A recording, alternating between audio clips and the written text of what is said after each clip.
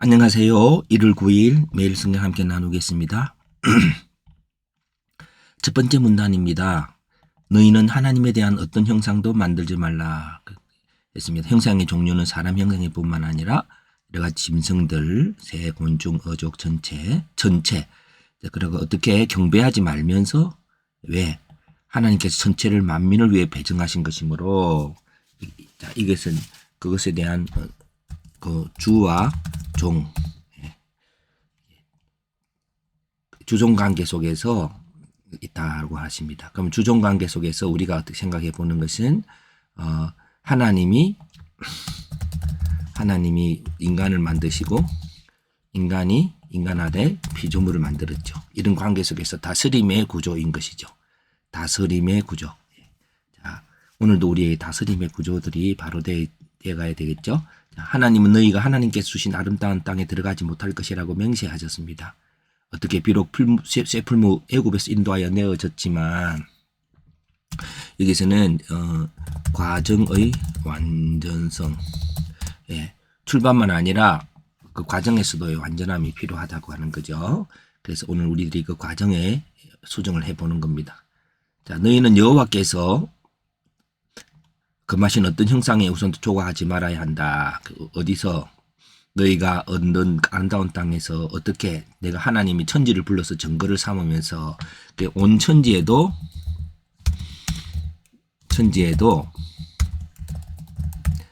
이런 주종의 관계가 이루어지고 있음을 보게 됩니다. 그래서 하나님께서 그런 만물의 원리뿐만 아니라 하나님께서도 이렇게 말씀하고 있죠. 왜 하나님은 질투하심으로 오늘 이 본문은 요까지 다 28절까지 소속되는 것 같습니다.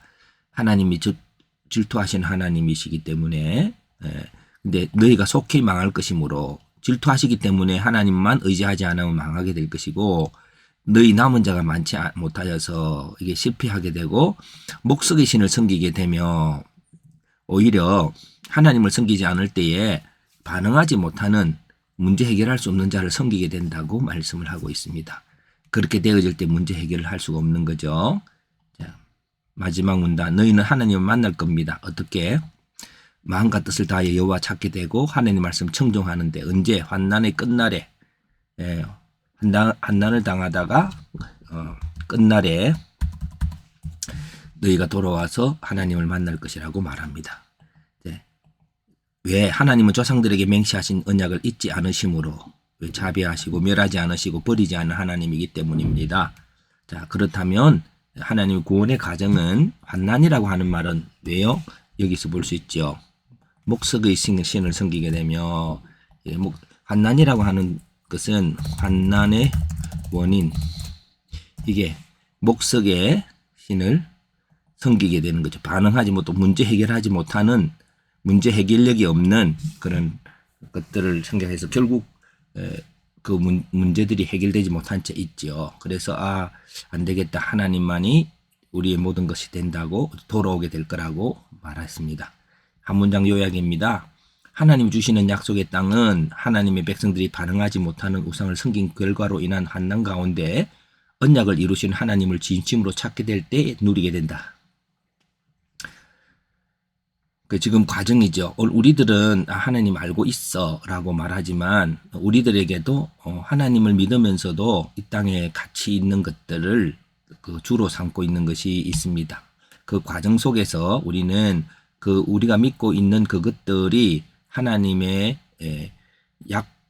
하나님 본질보다도 뛰어나지 못함을 알고 그것이 내 우상임을 알면서 그 우상임을 아는 때가 바로 광야라고 하는 그런 환난 속에서 그 다음에 이제 하나님을 찾게 된다는 내용이죠. 그래서 하나님의 약속의 땅을 찾으며라는 주제로 찾은다면 약속하신 분은 하나님이시죠. 하나님은 창조자이기 때문입니다. 자, 그리고 약속하신 내용은 땅을 기업으로 주겠다는데 어떤 하나님이 내가 주인으로 있을 내가 자유의 땅 있죠.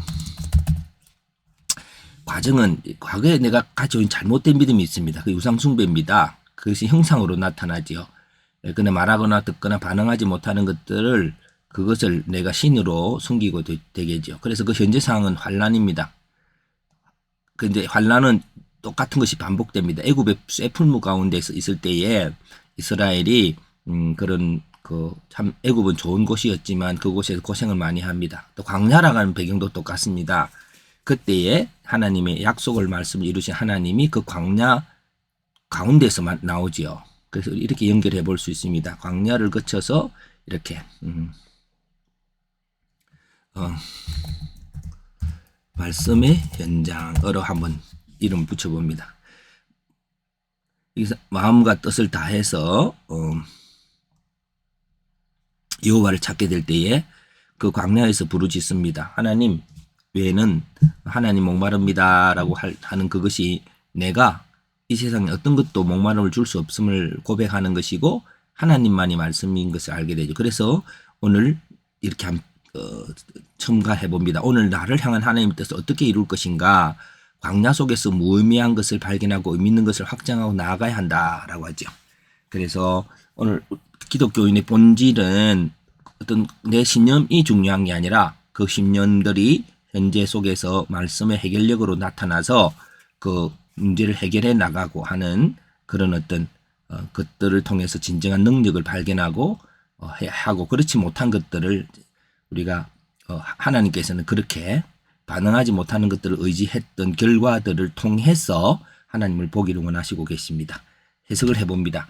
하나님 말씀을 경험함이란 하나님을 구하고 그 구한 대로 이루시는 하나님을 경험합니다. 그 말씀은 어떤 아름다운 형상을 의존하는 것이 아니다. 그 형상은 피조물이며 창조의 능력이 없는 것들이다. 그럼에도 불구하고 사람들은 동식물 형상과 달과 별들을 숭배하고 그들로부터 오는 구원을 바란다. 그런 생각에서 빠져나오는 시간은 극한 고난, 광야의 시간을 지나서 우리는 하나님을 만나게 된다. 여기 보면 광야의 시간, 극한의 고난, 풀무 같은 애굽을 한번 첨가해 보겠습니다. 지나서 우리 하나님 만나게 된다. 천지는 하나님의 다스림 속에서 서로가 서로에게 반응하며 존재하고 있다. 하나님을 믿음으로 만나고 교제하고 그 말씀대로 진실함으로 살아가는 가운데 하나님께서 응답하심을 경험하는 것이 하나님 말씀을 경험합니다. 한 번 더 요약하면 하나님의 형상이신 그리스도는 하나님의 말씀 가운데서 만나게 된다. 자, 바로 전날에는 하나님께서 광야에서 음성 가운데 십계명을 내려주신 이야기가 있었습니다. 오늘은 그 하나님의 형상인 예수 그리스도를 우리가 그 하나님의 말씀으로 만나고 그렇게 우리가 그분을 의지해서 하나님의 약속의 땅을 누려가야 할 것입니다.